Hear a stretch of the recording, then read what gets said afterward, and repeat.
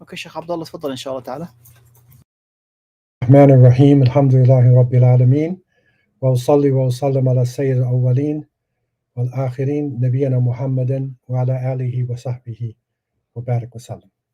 All praise are due to Allah, Lord of the worlds, and peace and blessings be constantly showered upon our beloved Prophet Muhammad, the master of the first and the last, and upon his family, his companions, and all those who call to his way and follow his guidance to the day of judgment. As to what follows, my beloved brothers and sisters, to our viewers, Assalamu alaikum wa rahmatullahi wa barakatuh. Alhamdulillah, Allah subhanahu wa ta'ala has afforded us another opportunity to reflect upon pivotal moments in Islamic history. And of course, when we look at the history of Islam, this is submission to the Creator. And it could actually go back to the time of Adam alayhi salam, right at the outset or the beginning of human life and the history of the interaction. For us, in this focus, we are looking at the history from the time of Prophet Muhammad sallallahu who is Khatam al-Anbiya wa Mursaleen. He's the seal of the prophets and the messengers right up until today. And we know that Allah subhanahu wa ta'ala has told us, لَقَدْ كَانَ فِي قَصَصِهِمْ عِبْرَةً لِأُولِي الْأَلْبَابِ. Allah told us in Surah Yusuf, verse 111, that in their qasas, in their narrations, in their experiences and stories, there are great lessons for those who would reflect. And so we need to be ulul albab today in this ever-changing world with the crises that we are facing. And no doubt, things are becoming more and more hectic as we go into the year 2024. The crises are expanding, but what's different now than the last 10, 20 years is the enormous reaction of the Ummah, that Muslims throughout the world are reacting simultaneously to the evil that is going on. And there are also people of other faiths who are reacting. And the situation in Palestine, Mashal al-Aqsa and Gaza, has brought this to a head, to the point where through the suffering of the innocent women and children and the suffering of elderly and those who are handicapped and those who are going through great changes in that isolated strip called Gaza, that suffering has been seen by the world in real time. This is the first time in human history that the suffering of people is being recorded while they suffer. What has happened in the past is that we have had to look at unbelievable events through the eyes of historians, maybe some eyewitness narrations of what actually went on during that time. And this, in many cases, gives us a glowing history. Some of the historians and writers are really graphic in how they depict that. But what is happening now is that we are seeing it live. And this is with the advent of social media, with the ability of human beings to transport not only just written information, but sights and sounds and events in real time. And so we need to also think in real time, but that real time needs to be connected to the past. Because in order for us to get into the Islamic flow that has revived the Ummah over the centuries, we need to be able to go back to our sources, to take lessons from those who came before us, to take, of course, foundational lessons from the Quran and from the Sunnah of the Prophet ﷺ, and then use this guidance in order to make decisions in real time. So when we think in terms of this, we recognize that there have been certain moments. There have been so many moments, thousands of very important events that have taken place in this last section of Islamic history. We want to look at a few of them, some that would have relevance on the world that we are living in. Today, with the crisis continuing and the call going out for a ceasefire, the call going out for humanitarian aid and for the end of occupation, thousands of people are taking to the streets. And we literally see in the great capitals like London and Washington, D.C., we see hundreds and thousands of people, and not just Muslims. This is becoming an international movement. It is even reported that the unions in Oakland, California, who are very powerful, the shipping unions, those who receive the boats, the goods from the boats, and those who send out, because this is one of the big bases, one of the big places where American goods are sent out to the world, facing the Pacific. Unions are shutting down ships that would be going into the conflict, going into the massacre of people there in Gaza. And so the unions are there. The Yemeni people shutting down the Red Sea. We see people reacting in different parts of the world, governments speaking out, leaders speaking out, United Nations making resolutions. Now we even see at the Court of Justice, South African government, has brought forward, its, documents, its case to show genocide. So these are pieces, moving pieces in a movement that is developing. But what needs to happen is that the pieces need to come together. It's like fingers in a hand. You have a thumb, you have four fingers, and index finger, and if they're all around in different areas, they are just five appendages. But when they come together, they actually create a force. They create a hand that can do amazing things. So organization, bringing it together. And this is where we want to look at some of the pivotal moments in the early period. And especially, we had focused from last week upon the caliphate or the khilafate. And that concept is an extremely important concept because what it represents is unity. And the Khalifa is not supposed to be just somebody for the Muslims, because the Muslim Ummah, the Khilafat, the state that Muslims build, is not a chaos like they try to depict of being a bunch of insane people forcing themselves. No, this is an organized entity, an organized rule of human beings, which is led by the Quran, led by the Sunnah, led by those who are filled with prophetic knowledge, but also benefited not only by Muslims, but by people of other faiths.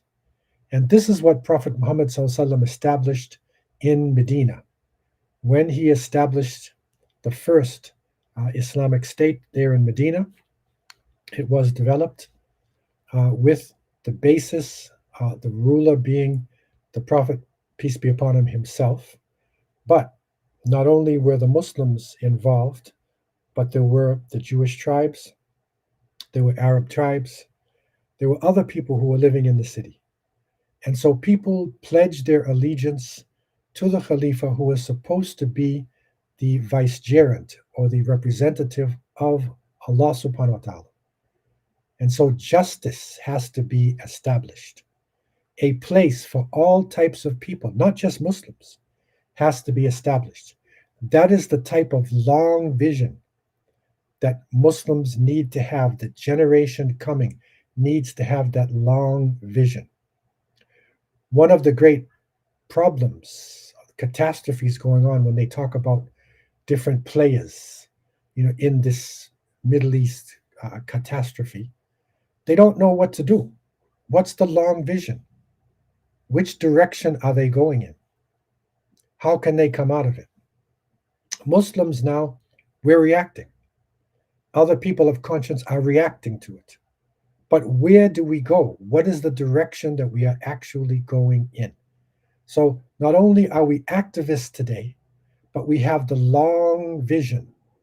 And the long vision is structured upon our understanding of the past and our understanding of revelation. So when we understand these, put it together, then we are an entity that can actually make a difference. And so, in looking at the concept of the Khilafat, Prophet Muhammad himself said in an authentic hadith reported by Imam Ahmed and at-Tirmidhi, he said that the Khilafat after me in my ummah will last for 30 years. Then there will be a kingdom after that. So for 30 years, you will have a prime example of what this prophetic model is, one that we can take from in the best way that we possibly can. After that time, it would shift into a kingdom. This does not mean that the Khilafat cannot come back, but he was predicting a short term prediction in terms of what would go on just after his time, and the concept would be there though. And Alhamdulillah, it would stay with us. And amazingly enough, if you look at the life of the what is called the Khulafa al-Rashidin, the rightly guided caliphs, you'll see that Abu Bakr as-Siddiq, radiallahu anh, that he ruled for 2 years, 3 months, and 10 days. Omar, radiallahu anh, he ruled for 10 years, 6 months, and 3 days, approximately.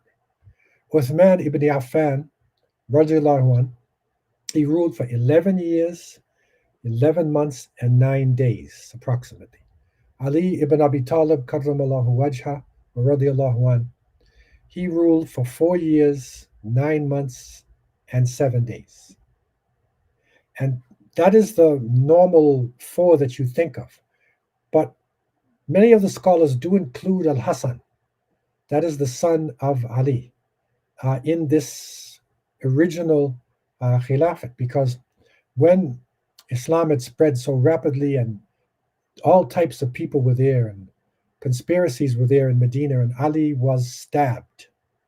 Abu Lu'lu, he stabbed him with a poison dagger. And as he was in his dying state, they came to the Khalifa and they said, "What about your son Al Hassan?" Now, that's the normal reaction, because we're coming from kingdoms, and people naturally think if the king or the ruler dies, then his son, who's sort of a manifestation of him, would be the best to rule. But that's not necessarily the case when we're dealing with the Islamic Khilafat. So Ali, who is one of the greatest minds in Islam, he said in words, "I don't say yes and I don't say no." So he left it open for them to make a shura. And this is where the leading companions came together and they chose Al Hassan, and it was accepted by the people. It's a good choice because he was very strong, young man. He had beautiful qualities. He would keep sort of that image coming out of Ali to calm down the emotions with the Khalifa's death. So they chose him. And Al Hassan, radiallahu anh, as a young man, the Prophet ﷺ put him on his knee and then said to him, "You will one day bring peace between 2 great armies." As we have learned, there was a difference of opinion and a struggle going on between the forces of Muawiyah and the forces of Ali. A great fitna, a chaos was going on. Ali was bringing it together. And when you look at this fitna that happened, the masses of the scholars, I remember reading a book by Sidi Ahmed Zarruq, rahimahullah, who was the faqih of the Malikis of North Africa. And he made a statement in talking about the fitna, and he said that the scholars are agreed that Ali was correct. In this, Ali was correct.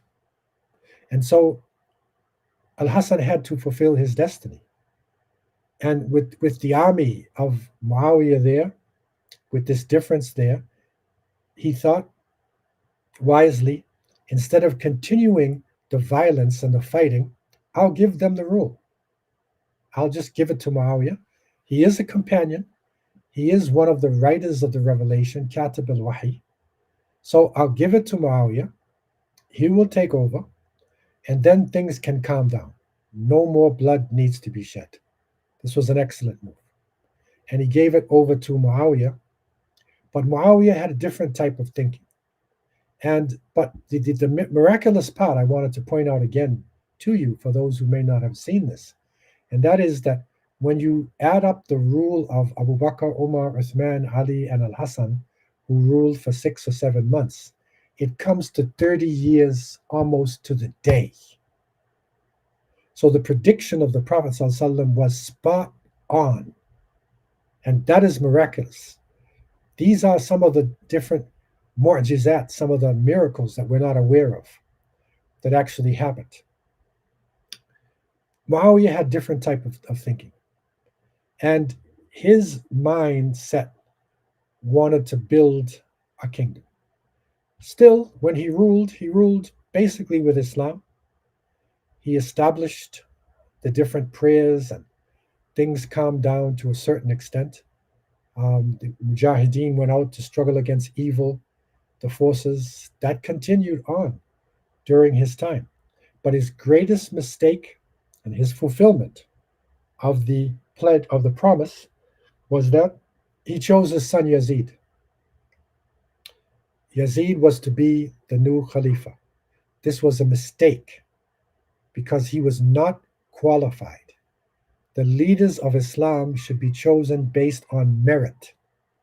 So you could say meritocracy. We have not aristocracy, right? We have meritocracy. So the one who is most deserving, who has the qualities put together to hold the ummah as a body, that person should be the Khalifa. And that person should be the one who represents Prophet Muhammad, peace and blessings be upon him. And so it became, as the hadith said, it changed from khilafat to mulk, from the prophetic rule into a kingdom. Now you could say it's an Islamic kingdom because people are wearing thobes and fasting in Ramadan and going to Hajj and paying zakat. So it's an Islamic kingdom, but it's not actually what we want. We want to take it back to the original source. And so there were great challenges. We can see that Islam starts spreading fast. There's a reaction that comes in the world. The Romans, Byzantine Romans, attacked from the north. The Persian Sassanid dynasty attacked from the eastern side. And so Muslims had to respond to this. It was a great military challenge because Islam was just moving through the societies. Muslims were taking this out in fulfillment to the words of the Prophet ﷺ, who told them on Arafat that people who are present should take this to those absent. In other words, let the rest of humanity know about our message. But with the rapid spread of Islam, and we know that within 100 years, it's gone far off into the world, deep east into the lands of China, far north to Dagestan and Chechnya, high Russia, deep south in Swahili coast of Africa, deep west in the known world at that time, all the way to the Atlantic.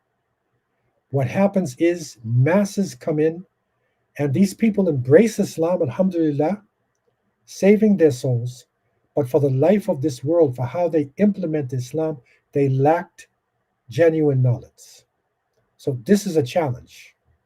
And that genuine knowledge, meaning the original sources coming out of the divine Arabic revelation, and also tarbiyah, which means the education system, the living education from the youth all the way to adulthood, that was lacking in the peripheries, in the far distant corners of the world of Islam. Also, we find in the challenges that wealth was pouring in because these are great empires. The Roman Empire has inherited wealth for hundreds of years. And the Persian Sassanid dynasty is an amazing dynasty, when the Muslims sent messengers to Persia, you come into their palace and there's peacocks running around. For most of us, you go to the White House today or go to London and you see sparrows and pigeons. Okay, so that's common to see the pigeons. Now think about this level, peacocks, the beautiful peacock bird running around. As you go inside, lavish Persian rugs, amazing wealth that was there. So when Muslims responded to their attack, and they fell because they were corrupted at the time, the leaders ran away and left their goods. It fell into the hands of the Muslims. So the Muslims then brought it to Medina, to Mecca, to their capitals, eventually to the lands of Iraq, that is Basra and Kufa. But it's an amazing amount of wealth. And Muslims are not used to having wealth like this. The Islamic lifestyle encourages you to have wealth, but not what exceeds your necessities. When you start to exceed your necessities, you got to pay zakat. You have to now give whenever it is needed, sadaqah. But when you have accumulated wealth, it is a test, it is a fitna. And the Prophet ﷺ told us in authentic hadith, Inna likulli umma fitna, wa fitna to ummati al-mal. Every nation has a trial and a test. The trial of this nation is wealth. And so right from the beginning, it poured in and started to cause confusion. Conspiracies developed as well. Think about Iraq. Think about the land of Babel, where magic was introduced in ancient times. Think about the Hindu lands, the Buddhist lands. Think about the underground cells from the Essenes, from the Jewish people, and the Kabbalah, and all the types of underground movements and ideologies and spiritualities coming into Islam. So it starts to come in, and it is translated into Arabic. This is a fitna. So this is the challenge. These are some of the big challenges that are faced by the new rulers of Islam. Abu Bakr as-Siddiq, radiallahu anh, he was eventually chosen by the Muhajirin and the Ansar just after the death of Prophet Muhammad sallallahu alaihi wasallam. It was a logical choice. Okay, some say no, it shouldn't have been. No, some say Ali should have been the Khalifa. But you think about this.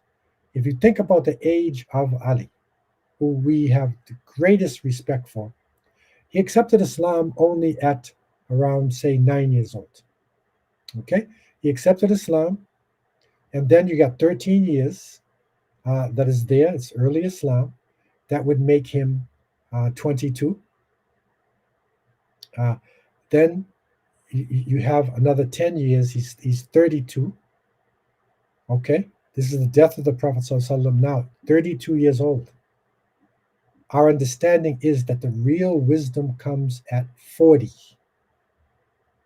years old. Look at Abu Bakr. He is just about the same age of Prophet Muhammad ﷺ, coming from his generation. He was the first adult male to accept Islam. Right from the beginning, he made a major change within Islamic life. Abu Bakr as-Siddiq was the person who migrated from Mecca to Medina with Prophet Muhammad ﷺ. He was the person, one of the great counselors for the Prophet always. He was always being leaned upon for his advice. Near the end of the life of the Prophet ﷺ, we find that when he was too sick to lead prayer, he said, Abu Bakr lead salat. And Aisha, wife of the Prophet ﷺ, who was his daughter, Abu Bakr's daughter, said, no, don't let my father lead. He cries too much. When he starts reading the Quran, he just starts crying and crying. But the Prophet said, no, let him lead salat. This is a gesture.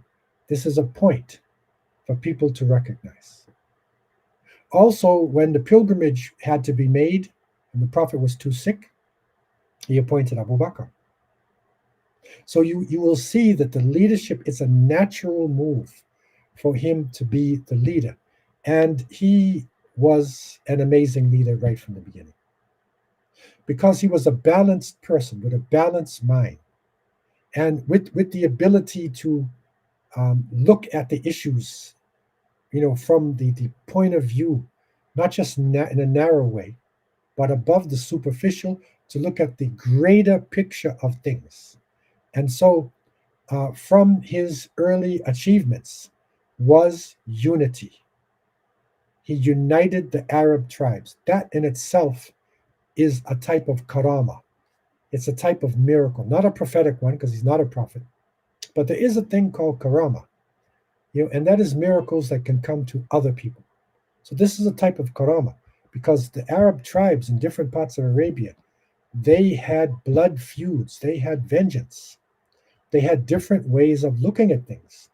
When you look at the Arabian Peninsula, you think all Arabs are the same. They're not all the same. There are even different racial aspects of Arab. Some who are very African looking, some who look sort of Persian, some who slightly look even a bit Roman. Okay? So racially, they're not even the same. Culturally, they're not the same. The desert Bedouins are not the same as the people of Yemen who had skyscrapers. They had 10-story buildings. They had a great civilization. They're not the same as the people in the north of Tabuk. They're not the same as the people of Medina. Remember, Medina had personality. Mecca has a personality. They're different. So to bring them all together, even the distant places like Oman, way out in the eastern side, amazing. Abu Bakr is able to bring unity. So see that as one of his great achievements. He also takes a stand. His personality is a softer type of personality, not for the deen. And so there were some of the tribes who wanted to accept Islam, but they didn't want to deal with the economic side. They didn't want to pay zakat. And Abu Bakr radiallahu anh, he refused to allow them to do this. Even Omar was a little bit upset. Maybe, okay, they'll come in stage, but no. Abu Bakr made a stand and he stopped the apostates. This is an achievement of Abu Bakr radiallahu anh. And so, with his passing, the Khilafat then changed. And Abu Bakr, leading the people, he guided them toward Umar. And when he chose Umar, that is not a dictatorship choice. It has to be allowed or agreed upon by the shura, and this is the leading individuals, also the masses of the people. The masses of the people have to accept this. And so once that system kicks in, that's the Islamic system of election. Okay, a person is selected, from those who are most qualified, and then ratified by the masses of the people. And Omar had a distinct personality. And this really is timely because look at our situation in the world today. The great powers were looming over the Muslim world. The Romans in the north, Roman armies, 100, 200,000 soldiers could be put into the field. On the eastern side, Sassanid dynasty, they are the inheritors of the empires of Cyrus and the great empires of the Persians. This is one of the greatest civilizations in human history. And so this is not easy. The powers are looming there. Also in Ethiopia, you still have the powerful African nations that are there. North Africa has Amazigh, people who are there. Big civilizations are there. And so Umar now takes over what is so perfect and pivotal moment for this personality to come in. And that is that Umar was strong for the religion, but open-minded and loving to the believers. It is said that when a person would walk down a narrow alleyway, and that's probably the same today, that the jinn are around in dark areas, the jinn, the shaitan, would actually come and fool with people and give them. When Omar walked down an alleyway, the shaitan would run, could not handle Omar. That's what we need today. I'm reflecting. Because when we go through history, we need that kind of leaders today in the Muslim world. Think about our leaders, which sometimes when they get together, it's a hodgepodge of quilt of strange characters, out of some cartoon or some strange type of joke or a circus when they come together. We need straightforward, strong leaders. Abdullah ibn Mas'ud, radiallahu anh, and I want to bring to you something from Imam al-Suyuti's History of the Khulafa there. And he quotes Ibn Mas'ud. And he said, Omar's submission, this means when he accepted Islam, like we say, he took Shahada. Umar's submission to Islam was a conquest. That in itself, in other words, it's a major conquest of shaitans being defeated when he comes in. His migration, meaning his migration to Medina, it was a victory. So now Omar leaves Mecca and he goes to Medina. That's a victory for the Muslims because that means a powerful force is living there in the new state. His imamate or his period of rule was a blessing. I have seen when we were unable to pray at the Kaaba until Umar submitted. When he submitted to Islam, he fought them, meaning the pagans, until they left us alone and we prayed. So even in the darkness of Mecca, even in the difficult conditions, we think that the Muslims were just totally weak at that time. No. Muslims were showing great strength at that time in the Meccan period. And this is important for us to understand now, to take lessons from that period, because to a certain extent, we're going through a type of Meccan period today. But Omar, as Abdullah ibn Mas'ud describes all the way through, he is a conquest, he is a victory, he is a blessing when he takes over. He is a pivotal moment for us. And to look at his life, when he took over, he got to business. The Romans are on one side, Persians on the other side. Okay, messengers are being sent out, to them, hostilities on the borders. So he immediately starts organizing. Now, this is something that we need to consider ourselves today. We have masses of crowds coming, Washington, London, Cape Town, Malaysia, Indonesia, Istanbul, masses coming. But after the demonstration, what happens to those people?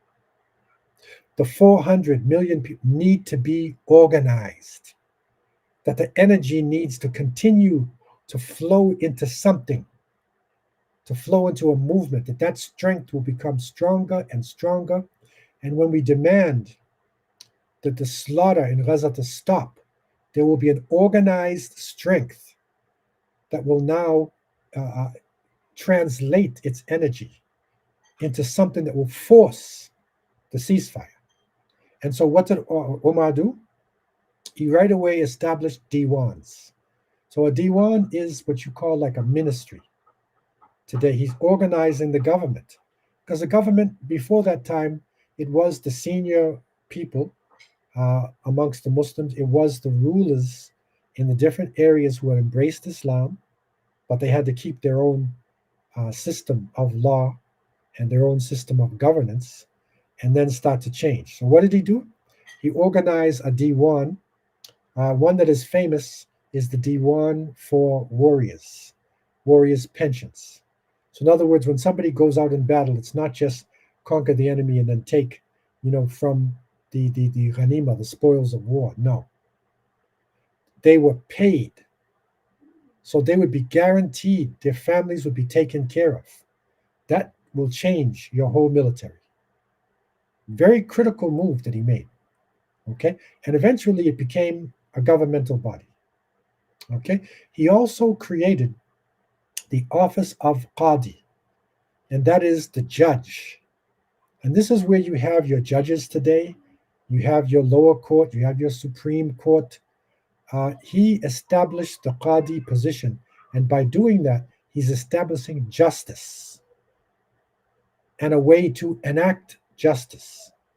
So this brings now order and system to the body of Islam. That's the pivotal moment. Order and system to the body of Islam. And it is crucial what he did. And in responding to the threats that are coming, he established garrisons. He established first military outposts, which later moved into, became cities. Probably the most famous of these transition cities, Al Fustat, that was in Egypt, which turned into Al Qahira or Cairo. And we know the importance of Cairo throughout history and the importance up until today. Also, Basra and Kufa, that were important cities, but he established now garrisons there. He established, the trade that is there, and the system and the administration and the organization is there in these two cities. So they become, in a sense, like capital cities. This becomes the heartlands of Islam. And you will see how important Kufa and Basra, are not only militarily, even in terms of education. If you look at the writing of Arabic, you'll see what is called Kufic script. So that is the script of Kufa. Okay, that's how important it is. And Ali, radiallahu anh, he made Kufa his capital. He took it away from Medina. He took it to Kufa to protect those cities from the fitna. And so what Umar does, Umar set the stage, for this by the garrison.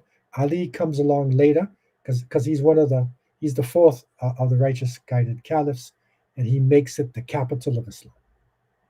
So this is a crucial move being made by Umar ibn al-Khattab radiallahu anhu. He also, through the establishment of the garrisons and through the organization of the army, he is now having a system to fight evil in an organized way. And this is what has to happen on the ground. If our leaders do not move, then on the ground, it has to happen. This is a lesson for us, even today in this chaotic world that we are going through. And so, in responding to the attacks coming from all sides, they defeated their enemies. Abu Ubaidah ibn al-Jarrah was leading the forces going into what is now Philistine, going into Bilad al-Sham, in these areas, defeating the Romans. Sa'd ibn Abi Waqqas, radiallahu anh, great Sahabi, leads the forces into Persia and defeats the Persian in a major defeat. And so Umar, then it goes on his record, he conquered Damascus in 635, Jerusalem in 673, Babylon, right, part of Iraq, 641, Alexandria, 642, and then the lands of Syria, Egypt, Persia, North Africa. All of this is now coming into the world of Islam. These are major achievements. Pivot. Change now. It's not just a ragtag. You know how they talk about the Yemenis. Now they talk about Muslim forces who are resisting, that you're ragtag, that you're sort of an organized chaos, so to speak. No, it's not an organized chaos. Although coming into some of the Muslim cities, confusions that goes on with the crowd, but somehow things get done. No, we got to go beyond that stage of organized chaos, into an organization. Omar is the pivot that sets this example. And by setting that example, he's going to change the world. He's going to set the base for the movement of Islam around the world. This is the importance of this pivot. Following this, and if we look at the map here, you can start to see that dark color there in the Arabian Peninsula. This would be the spread of Islam, right in the beginning with the Prophet Sallallahu. And then you start to see with his khulafa, you see the orange color, there, and that's Umar's time, and it's starting to spread. And then you see with man's time, and whatnot. So these are huge areas. There's no mass communications. There's no planes. There's no automobiles. There's no trucks. This is amazing work that is done. But Umar doesn't stop there. He realizes that part of our organization is our mindset. It's our mindset. How do we judge time? How do we organize time?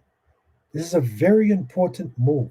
It's a pivot because we will naturally think in terms of the solar calendars, and we think in terms of the systems that we were involved: Persian system, Roman system, Ethiopian system.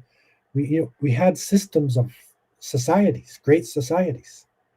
What he does is, let's organize our calendar. And so he gathered together the great companions, the minds of Islam, and they came up. We need to start. So they started with after the Hijrah. So when Muslims migrated from Mecca to Medina, we're going to start our calendar there, because that is where we turn from mustadafin, weak people in the earth, great character, great struggle, lessons to learn, but now a unified body in Medina. We're going to start there. So our calendar is known as Hijri calendar, after the Hijrah. And Omar develops this. This is extremely important because what happened in some of our countries, the colonial rule not only subjugated us physically, but mentally and in terms of how we think about ourselves. The Western system, as you see it, people work all week, and then Friday comes, and things start to change. It's the weekend. Then Saturday, as the Western, they go out to play, and all types of chaos and corruption happens. Then on Sunday they go to church and they ask God to forgive them, and then on Monday they start back again. So that's like a Western week. Okay, some of the Muslim countries, because their minds are colonized, develop their society, change the calendars, the dates of the week, your work week, and change it to the Western style work week.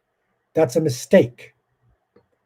And part of the change that we will have to do when we are going through this transition, we're making a transition, colonial system falling down militarily, falling down psychologically.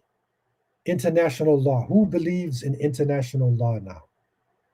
Who believes in what they call rule-based order? When you have people massacred in real time and nothing is being done on an international level. What does it mean? So we have to make the transition within ourselves. The world has got to make a transition out of colonialism. And part of it is how we judge time. So our time is judged on the lunar calendar, and we use the Hijrah. That's a major move that Umar radiallahu anh has done. And so he also does public census. He starts to get the people involved. So now you're sort of organizing the society itself. They say the Arab street, or they say public opinion, right? The American people, the Canadian people, the Arab society, whatever. That's the public. So he's organizing this now, taking their opinions about things, okay? And he starts organizing public facilities. So he's giving back to the people from the wealth that they have, because remember the system of zakat. It brings in wealth to a ministry we call Awqaf, Waqaf, right? So it goes to a ministry. The ministry distributes. So it's from that ministry that you have your roads are being built, your water is being developed, health facilities are developed, educational facilities are developed. You have different benefits that the people get. That's civilization. So don't think it started only with the West. The West is mimicking what Umar radiallahu anh did to a great extent. So organizing the public, getting it together, another great achievement in a pivot. He also established departments of education, not only the military, the Diwans, education, Department of Education. That's very important to monitor our education, to make sure we're getting a proper Islamic education, and also we understand the world, science, so we can achieve. He also organizes police. So there's law and order within our societies. There's no chaos. Okay, that's part of coming out of organized chaos. He organizes the police. He organizes public treasury. Very important move. And regional rule. Think about this now. We're talking about Islam spreading hundreds and thousands of miles around the world. How can you rule from Medina? How could you rule from Kufa, one place? You can't. So he organizes a system of communication, sending out individuals, training people, and then setting up regional rule. One thing he really develops to a great extent is the Pony Express. And that's what they used to call it in America. And he developed this long before the cowboys in America. And that is where you have mail, and a rider takes it to a certain post. Another rider who is waiting takes it to another post, to another post, to another post. And in a period of time, your mail will reach into an area. Okay? That seems primitive today. That's the basis of your postal system that we have today. It's not Pony Express in Arizona. This is Umar ibn Khattab radiallahu anhu. And so amazing achievements that this great Khalifa is making. Now, this is something that a lot of people don't know about Umar. They think that Umar is a tall Arab and he must be misogynist and he must be, smack the women down and keep them aside. No, what he empowered women.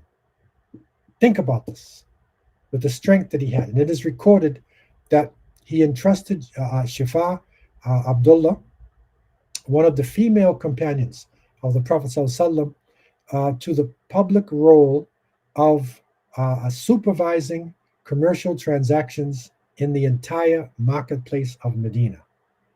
Okay, so this muhasaba, okay, this position is extremely important. This is the quality control manager.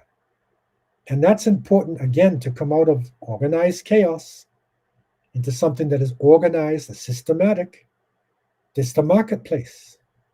And that is so important today. Look at how crucial it is in our lives here, interest rates and recessions and whatever. Omar shifts from organized chaos into an organized system. And a woman is now the leading person, taking care of quality control, economics, which for many people is the bottom line. It's a sister who is doing this, okay? Think about this. How many of your organizations have a sister as the treasurer?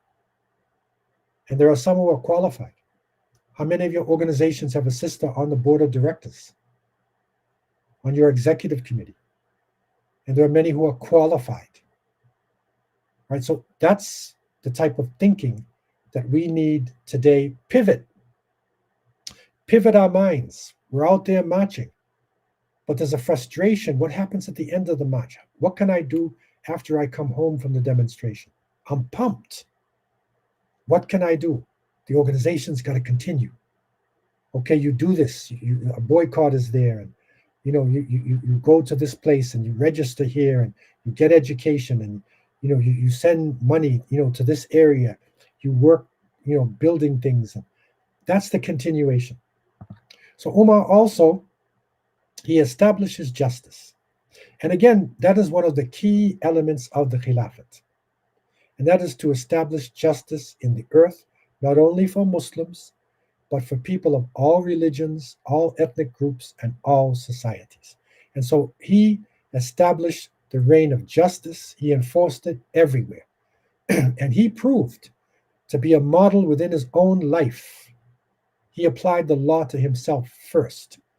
And that is so important because many of our rulers, they don't apply the law to themselves, right? It's to everybody else, but it needs to be applied to ourselves. And so through this, the Islamic empire became the second largest empire in the world after China, because China, with the numbers that it has, um, always maintains this huge size. For diversity, the Islamic Empire will be more than China. Okay? And so it is one of the most prominent empires on earth. This is a pivotal moment because it takes us from organized chaos, we get things done in a type of chaotic way, to a systematic administrative outlook on life. And that is so necessary today when you look at our movements, whether our leaders come or not. We have to be organized on all levels. Organize your family members, organize your masjids, organize your organizations, reach out to people of conscience in societies, organize after the demonstrations, organize trade unions, organize boycott sanctions, organize your student bodies, organize and come together with a type of shura, mutual consultation of those who are resisting the evil of the colonial system. That is the pivot that happened in the past, and that is the pivot that we need today. So I leave you with these thoughts, and I want to open up the floor for any questions that you may have. You can write them into the chat. Okay.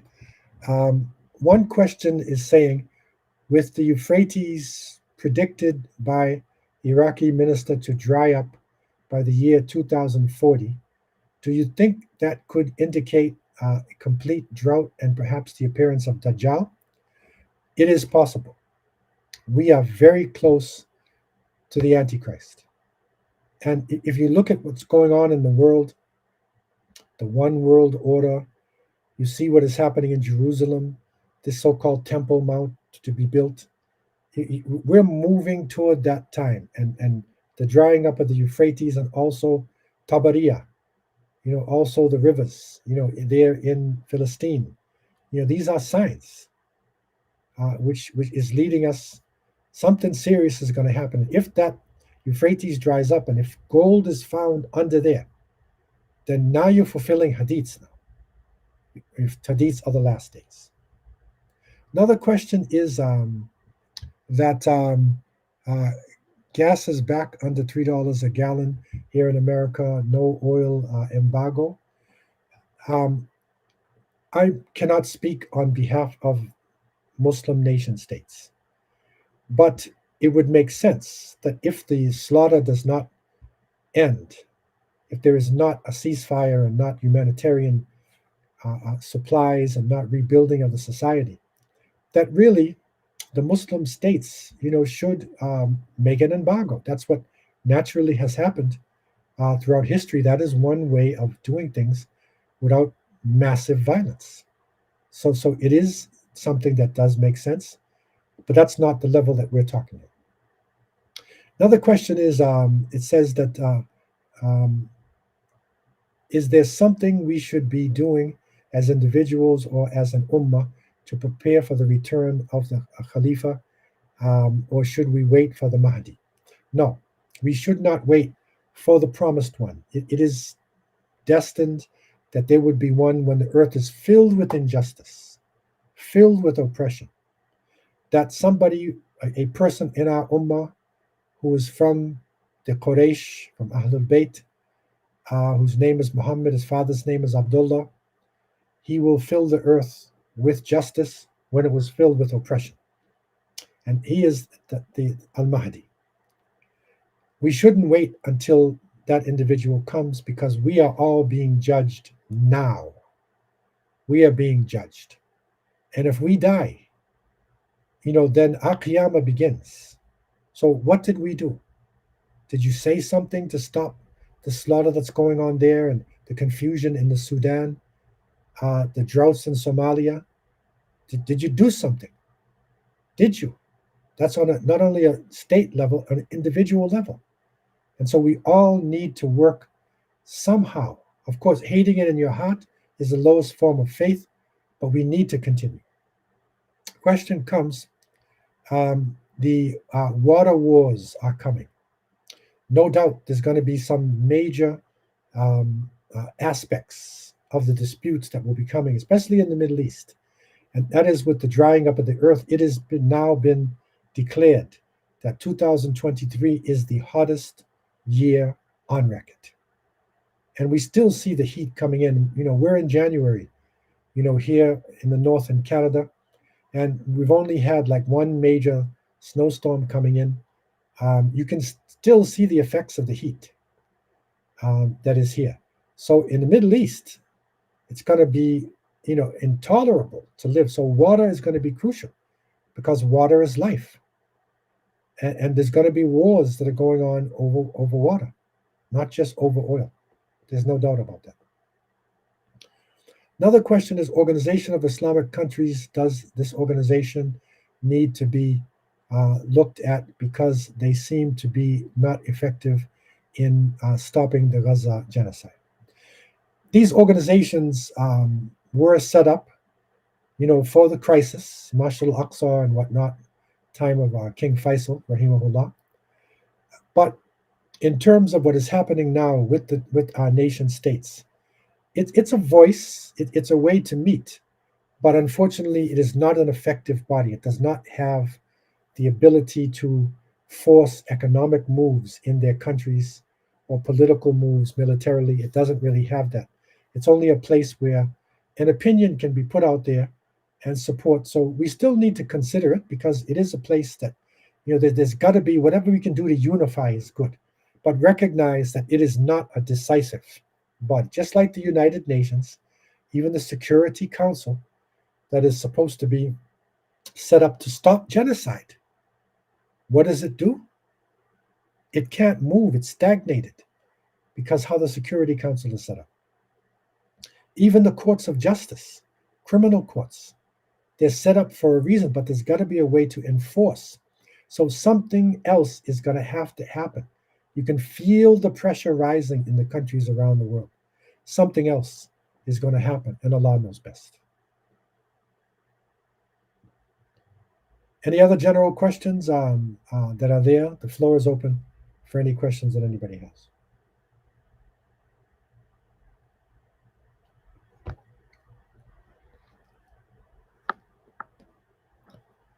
So inshallah, we will continue on next week with our pivotal moments in Islamic history. And we are so much in need of the pivots to happen in our lives and in our ummah.